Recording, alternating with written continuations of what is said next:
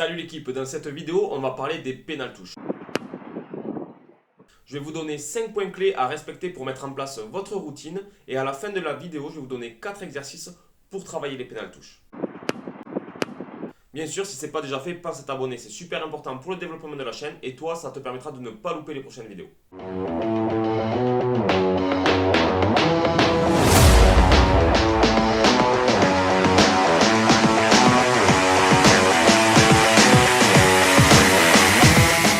J'ai décidé de traiter le sujet de la pénale touche car je trouve que c'est une partie du jeu au pied qui n'est pas assez travaillée à l'entraînement. Souvent, on voit des pénales touches en match qui sont loupées parce que les joueurs n'ont pas forcément la concentration et la routine adaptée à une pénale touche alors qu'ils l'ont dès qu'il faut frapper entre les perches. Donc dans cette vidéo, on va voir 5 points clés qui vont vous permettre de mettre en place votre routine comme pour buter face au poteau et qui vous permettront d'être régulier sur vos pénales touches. Et comme je vous l'ai dit tout à l'heure, après ces 5 points clés, on verra 4 exercices pour être régulier et progresser en pénale touche. La première chose à faire lorsqu'on veut frapper une pénale touche, et c'est la même chose que lorsqu'on veut frapper face au poteau, il va falloir prendre une cible concrète. Donc vraiment une cible avec un repère, donc ça peut être un siège dans les tribunes par exemple, ça peut être un poteau d'éclairage, tout ce que vous pouvez trouver, ou un nuage, qui vous donnera vraiment un repère pour être bien précis. Bien sûr, ce repère il doit être à l'extérieur du terrain pour être tranquille et être sûr de trouver la touche. Ensuite, deuxième point de votre routine, ça va être de prendre votre angle. Donc une fois que vous avez votre cible, en fonction de ça, vous allez prendre votre angle de préférence entre 30 et 45 degrés pour ensuite prendre votre élan. Troisième point clé, c'est la position du ballon. Là, vous allez avoir deux possibilités. Soit mettre en place votre ballon une fois que vous avez pris votre repère de la cible et ensuite reculer. Ou alors vous pouvez prendre votre repère de la cible, reculer et ensuite positionner votre ballon en direction de la cible. Ça, c'est à vous de voir ce que vous préférez. Personnellement, moi, je préfère positionner mon ballon une fois que j'ai pris ma cible, ce qui me permet ensuite d'avoir mon bon angle de frappe et pouvoir reculer. Quatrième et avant-dernier point, ça va être le lâcher du ballon. Donc vous avez positionné votre ballon en direction de votre cible et vous allez le positionner aussi dans la position dont vous voulez le frapper.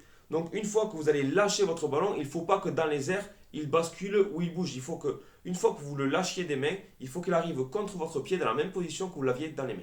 Et enfin, cinquième et dernier point clé, ça va être avancer sur la frappe. Comme pour toutes les frappes dans le rugby, il faut avancer sur sa frappe pour aller en direction de la cible. Donc là, entraînez-vous à frapper et toujours avancer, donc soit de 1 mètre juste sur une frappe sèche, ou alors pour des répétitions sans forcer, frappez et finissez votre course en trottinant.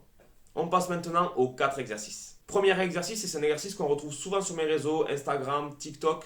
D'ailleurs, si ce n'est pas le cas, pensez à aller vous abonner. Vous allez retrouver beaucoup de contenu. J'en fais encore plus que sur YouTube et sur plein de thématiques différentes. Donc, vous avez les liens dans la description. Allez y faire un tour.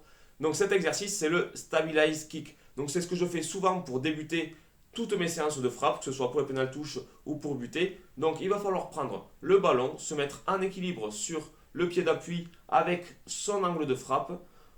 On tient bien en équilibre, on va chercher derrière avec la jambe de frappe et ensuite on frappe dans le ballon en se concentrant sur le fait de lâcher le ballon qui ne bouge pas dans les airs, un bon contact pied-ballon et on avance sur la frappe.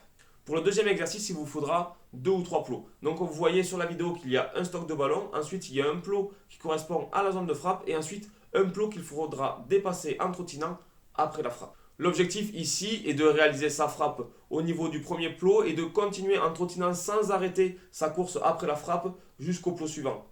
Ensuite, on fait demi-tour, on vient récupérer un ballon et on recommence la même chose. Moi, j'ai 5 ballons, il faut enchaîner les 5 ballons. Le but ici est de frapper sans forcer, mais par contre toujours en avançant dans sa cible. Cet exercice est intéressant à réaliser dans le couloir des 5 mètres. Donc, la frappe est réalisée au milieu du couloir des 5 mètres et l'objectif est que le ballon tombe dans le couloir des 5 mètres. Pour le troisième exercice, il vous faudra 3 plots. Le premier plot correspond à la zone de frappe. Les 2 autres plots seront placés 1 mètre plus loin avec une ouverture à peu près d'1 mètre qui correspondront à une porte. L'objectif est de frapper à hauteur du premier plot et de finir sa frappe en passant entre les 2 plots. Là aussi, l'objectif est de rester toujours dans le couloir des 5 mètres à la tombée du ballon. Pour le quatrième et dernier exercice, on va se mettre en réelle situation de pénale touche, mais on va toujours travailler avec nos 2 plots qui représenteront une porte. Ces 2 plots vont être positionnés en direction de la cible qu'on aura choisie à l'extérieur du terrain.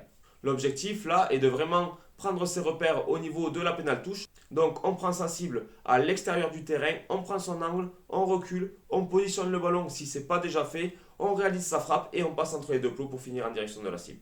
Une fois que vous avez fait des répétitions avec les 2 plots, on sort les deux plots et on réalise la même chose, la même routine, sans les plots.